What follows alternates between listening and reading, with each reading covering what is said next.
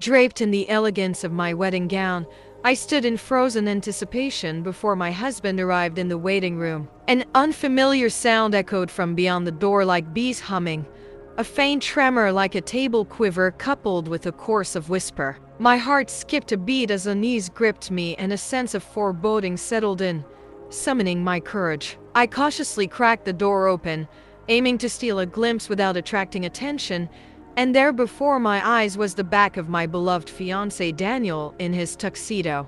The very tuxedo I had secretly imagined him wearing. A symbol of my pride and joy, held a somber aura that struck at my heart. My hands trembled as I lifted my smartphone, commencing a live stream.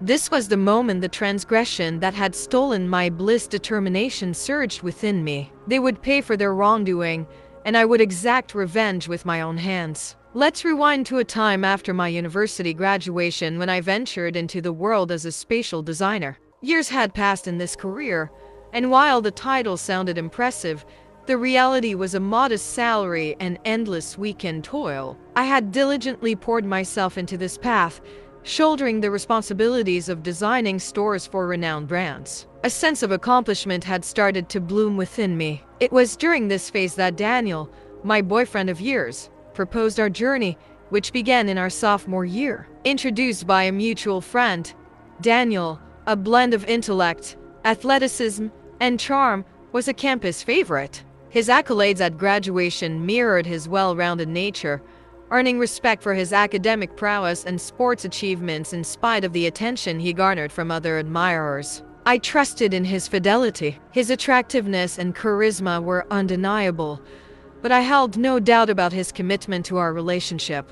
Daniel had entered the professional world as a sales representative for a significant parts manufacturer. His prospects' shining bright work had grown demanding, often detaining him late at the office engrossed in crafting sales materials. Our domestic routine established itself with me shouldering the household chores. Although the inequity bothered me at first, it became a tacit acceptance of our roles amid wedding preparations and family meetings. Private moments dwindled into a source of concern. I believed that post-wedding our worries would dissipate, granting us a tranquil marital life, but the unexpected loom ahead our bond nurtured over 7 years since our university days was about to shatter in the cruelest manner. 6 months following Daniel's proposal, we journeyed to my hometown, intent on introducing him to my family. Coincidentally, my younger sister, Amelia, is a figure. 2 years ago, my junior made an unexpected appearance living in an apartment just a half hour away from our parents. Both Amelia had chosen this juncture to reconnect her overly amicable demeanor, underscored by a sweet, almost childish tone that evoked discomfort. Within me, Daniel's courteous response was met with a grin from Amelia, unsettling me further. I paid little mind to it since Daniel's reaction didn't appear out of the ordinary. Amelia, adept at capturing hearts, consistently achieved her desires while not conventionally stunning. Her winsome smile had an uncanny ability to charm. She skirted the stringent rules of her high school, avoiding reprimands for hair color or uniform adjustments. Our parents seemed to favor her, providing a more generous allowance from day one. She seemed to possess an innate understanding of how to ingratiate herself with others, a talent I laughed conversely. I was often chided by our parents for being overly serious and urged to emulate Amelia's affable demeanor presently. Amelia thrived as a top-tier salesperson at a mobile phone company, a role she'd held for 2 years. Her consistent presence in the national top 10 attests to her prowess. Beyond quarrels, our relationship hadn't truly deepened. At times, I yearned to emulate her ability to navigate life's complexities, but now that I have Daniel, the love of my life, and the prospect of a joyful future during this period, my outlook remained optimistic.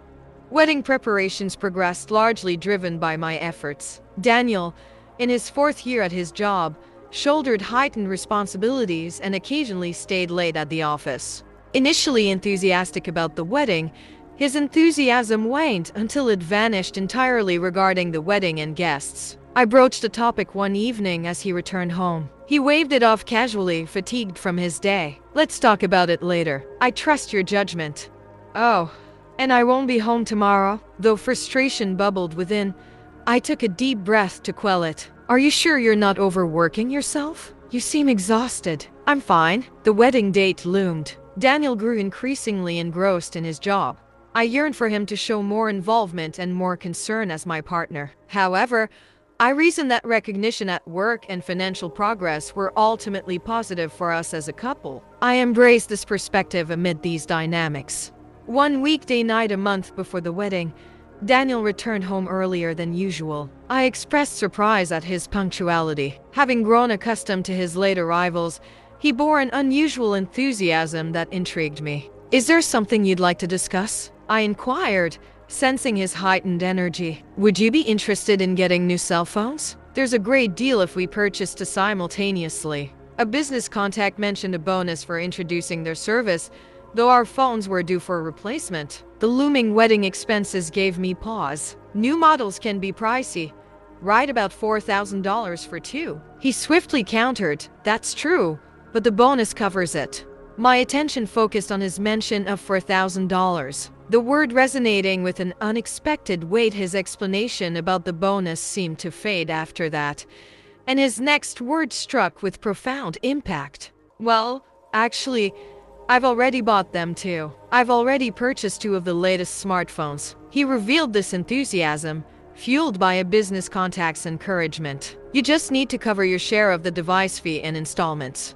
Our roles as husband and wife had taken root, yet we had agreed to maintain separate bank accounts. Temporarily, the plan was to revisit this when considering children in the future. He expected me to cover my portion of the phone he had independently acquired, but the issue lay in the irrevocable nature of the purchase. Curiously, we were also orchestrating a surprise for our wedding ceremony involving smartphones. The cutting-edge models boasted exceptional image quality, making them ideal for capturing memorable moments. Seeing Daniel's satisfaction, my irritation waned, and I resolved to embrace the situation. 1 month later, the much-anticipated wedding day arrived. Clad in a pure white gown, I stood alongside my mother and mother-in-law. The preparations, largely orchestrated by me due to Daniel's work commitments, were nearly complete. His surprise at my appearance was anticipated, as he'd been engrossed in his job as I readied myself in the bride's waiting room. Mila approached me with congratulations. Olivia was greeted with tearful eyes, extending her blessings. Thank you. By the way, do you think our plan will unfold smoothly? I inquired if my vision for a smartphone-based surprise event was taking shape, and the venue staff had lent their expertise, ensuring a well-produced and engaging spectacle. My background as a spatial designer inclined me towards such meticulous attention to detail. Mila's suggestion sparked enthusiasm. Perhaps we could create a behind-the-scenes glimpse like a groom's waiting room show. That's an intriguing idea. It could add an extra layer of excitement. Having coordinated the smartphone performance with the staff without Daniel's knowledge, I contemplated whether to spring the surprise on him during the ceremony or offer a subtle advance preview. Embracing the excitement, I headed toward Daniel's waiting room. The door creaked open gently, revealing a sight that would forever alter my perception. Subtle noises, a table's faint tremor, and a hoarse voice reached my ears. I peered inside, gasping at the tableau before me. Daniel, in his tuxedo, was facing a table where Amelia lay, absorbed in each other's presence. Frozen for a moment, understanding washed over me, and an uncanny calm settled in swiftly. I activated my smartphone's live stream function, and determination surged. Within me, society would hold him accountable, and this betrayal would be exposed. My presence went unnoticed by the oblivious pair, and for the next 10 minutes, I documented their actions. The venue staff's expertise ensured this incident was projected in real time on a large screen within the hall, rendering the new smartphone's image quality a fortuitous asset. The guests confronted with the unexpected spectacle were rendered speechless. My parents and in-laws witnessed the chaos, and my father-in-law's anger was palpable. My mother, restraining her impulse to intervene, recorded the unfolding drama as evidence. As the live stream continued, I remained hidden, straining to catch snippets of their conversation, Didn't you promise not to go home when we visited Olivia's parents? The conversation harked back to our visit to my family 6 months prior. Amelia's nonchalant response resonated. I thought it'd be an amusing plus. Your sister put on quite a performance, didn't she? It was quite entertaining. My heart clenched at the realization that their encounter was a calculated charade concealed beneath the facade of a first-time meeting. A tidal wave of emotions surged. Within me, betrayal, shame, and a profound emptiness of anger engulfed me, fueled by the realization that I had never once suspected his infidelity over our 7-year relationship since our university days. As they adjusted their attire, the two figures approached completely unaware of my presence. I retreated momentarily, hastening toward the family waiting room. Upon my entrance, a sea of bewildered faces greeted me. Both sets of parents were rendered speechless by the unfolding drama. My mother's sobs were a testament to her disbelief, while my father-in-law was seated with rage in the midst of this emotional maelstrom. I waited, ears strained, eager to catch every word exchanged. I should have been the one in tears, strangely, though not a single tear fell from my eyes. I merely stood there, silent and oblivious, as Daniel and Amelia entered the room. "Dad, how do I look in my tuxedo?" Daniel asked, to which Amelia's response served as a prime example of the phrase, "ignorance is bliss." My father-in-law quivered with anger, demanding what's going on here. My mother-in-law and my dad struggled to hold him back, preventing him from unleashing his fury. With a great effort, I managed to regain my composure, allowing my mother-in-law to recount the entire unfolding of events to both Daniel and Amelia, their faces drained of color, resembling ghosts. The gravity of the situation became all too real. The tale began 3 months after Daniel's proposal, during a casual gathering between his parts manufacturing company and Amelia's mobile phone firm. Unbeknownst to her, she was my sister.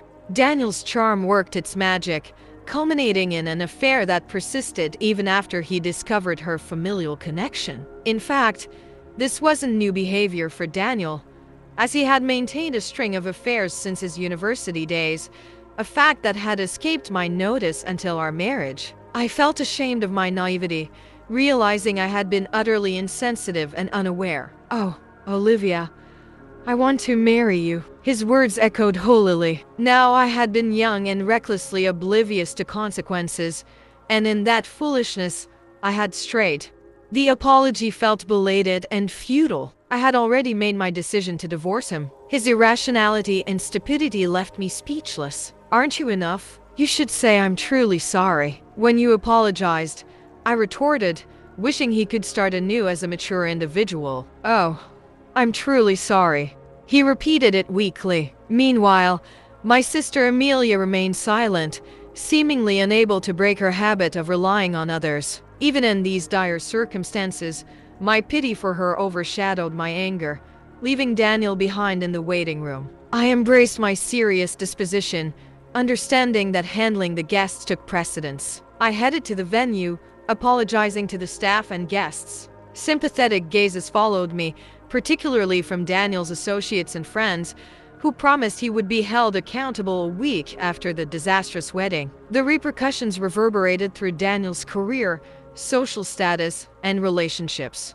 Amelia lost her job as collateral damage from Daniel's workplace intervention. As time passed, the nightmare of the wedding seemed to blur. Unexpectedly, a call from the venue offered me a job as a wedding designer, appreciating my talents that had emerged during the planning and cancellation of my own wedding and eager for career growth. I embraced the opportunity. Now that I find myself a known wedding designer in the industry, my days are dedicated to crafting joyous celebrations for others. A bitter irony considering my own wedding experience and the aftermath of divorce, I sold the smartphone, the instrument of revelation, on an online marketplace, using the proceeds along with damages from Daniel and Amelia to fund a luxurious solo trip.